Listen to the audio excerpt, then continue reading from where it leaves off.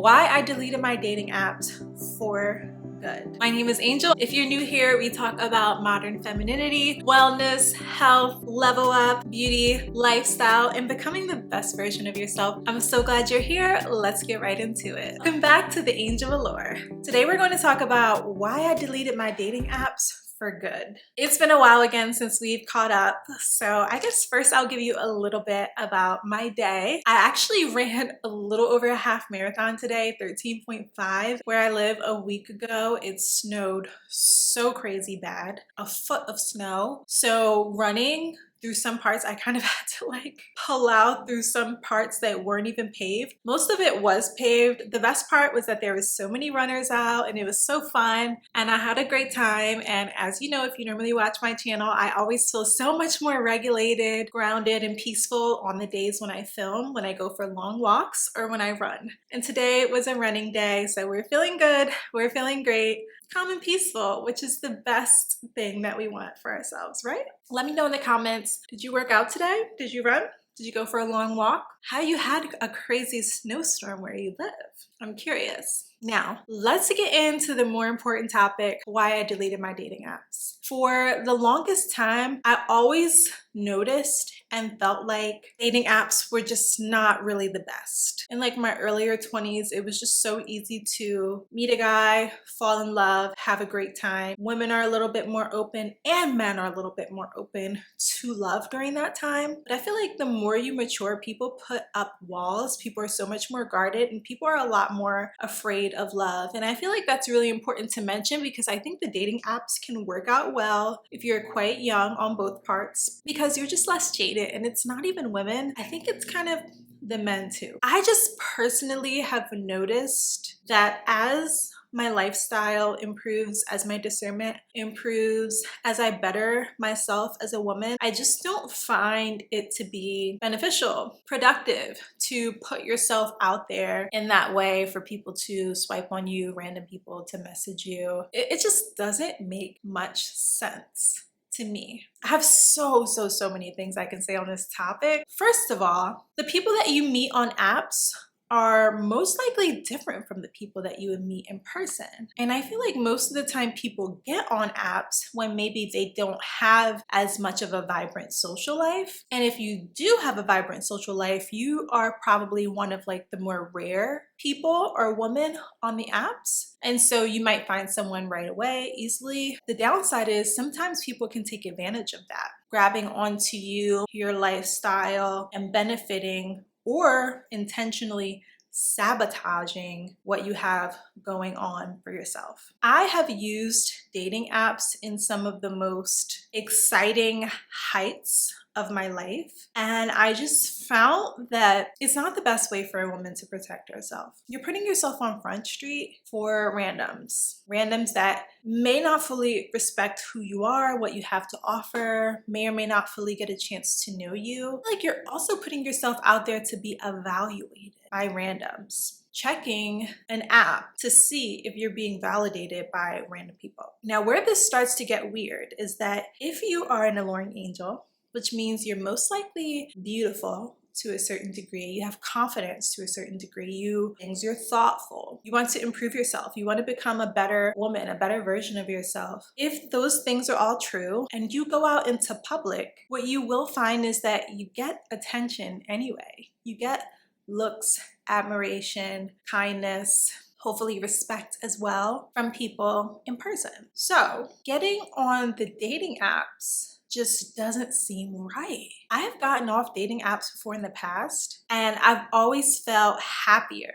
I've always felt more productive. I've always felt more confident. I've always felt more peaceful when I wasn't on there. But sometimes I would get back on because I would think, oh, you know, there's pressure to meet someone. And it is the way that most people meet today. I will admit. I feel like I want this to be a little bit brighter. Oh, that's so much. Why do I always do this? I need to figure this out beforehand. It is the way that so many people meet today. It's normalized. However, if you are a high value woman, and that does not mean that you're perfect, if she is a woman that is beautiful, graceful, kind, thoughtful, has ambitions, cares about her future and other people, and works hard, has a goal, has a vision. I'm not saying anything else in regards to what high value means. But if you are a high value woman, chances are you're an oddball out on a dating app, especially if you're beautiful. And men who may not have the confidence or the wherewithal to actually approach you in person can get online and have an opportunity to evaluate you, potentially devalue you, potentially take you for granted. You are a woman in real life, may potentially cause them to not even look in your direction, may cause them to glitch. I see men at the gym in my building oftentimes, and I live in a luxury building, who glitch. What does glitching mean? Glitching is like, first of all, they're shocked. They weren't expecting to see you. They feel uncomfortable with your presence. They feel bothered by your presence. They feel annoyed that you're not already married or that you don't have a ring, which I think is bizarre, because what happened to men thinking that women are a catch if they're unmarried? Now all of a sudden, you're a threat. You're like a threat to their world order. You're like a menace to society for some of them. Very, very true. You have to notice it. I sometimes try to neutralize these things. I say hello, I say hi. I might catch people off guard, but sometimes I'm just going about my day like most people. I just realized that putting yourself on those apps, you're putting yourself available to those very same people that may be threatened or uncomfortable by you, which is dangerous. I've had positive experiences on apps. Dating on apps in some ways can be just like dating in person. It's not all negative. The more you elevate, the more you level up, the more there are men that don't have as much confidence or self-esteem that will try to pull you down. So that's also another one of my biggest issues with the apps. There are people there that want to pull you down. They want to humble you. They maybe want to try to have an effect on your self-esteem. That can be in showing up like dressed casually. Maybe they choose nice places, but they're dressed casually. Like you could tell they don't put any thought into it. Like they're wearing layers that involve a hoodie, or they're wearing something that involves like a scully hat, or something that's just generally casual, when you can see on their profile pictures that they may have blazers on sometimes. They may have button-ups on sometimes. I'm not saying you have to show up on the date wearing a whole blazer and a button-up, even though I normally show up on dates looking my top tier best that I can do in that moment, which sometimes I notice is too much for most men. And that's why at one point I was saying, oh, well, maybe I'll just start to wear jeans so I'm not doing too much for first dates, because a lot of men don't put in effort for first dates. I don't know, unless maybe they're going out with someone that's like 21. I hate to say it, I don't know if that's true or not, but I'm just going based on what I see. I look at it like, would I go to a nice place on a nice night with a beautiful lady and not at least put on like a blazer and a t-shirt or a nice button up? I think those things are fair for nice venues. Showing up in like a layered hoodie or a layered flannel is communicating, oh, I'm not trying hard for this, or I don't care, or I'm not going to step up to be what you want me to be, because obviously your standards are probably too high anyway. That's the impression I get. One of the most important things of all that I've noticed recently, since I've been going out more with like my girlfriend, Moody, we have such a good time, we have such good vibes. We always meet high quality men when we go out. Now, when I say high quality, what I basically just mean is confident. They have enough self-esteem to actually approach you in the wild, and successful to a certain degree. Doesn't have to mean they're perfect, right? Most of them aren't, but they're successful to a certain degree, confident to a certain degree, and willing to approach you. I see that as high value, because I know that not every man is just like comfortable approaching in a serious way. Now, some may say like ridiculous things. That to me doesn't even count as an approach. That counts as like a joke, like just like an icebreaker. Like you're trying to be funny. If you're just like cracking a joke, then I think like any guy that's being silly could try that. We would meet much more better quality guys in person.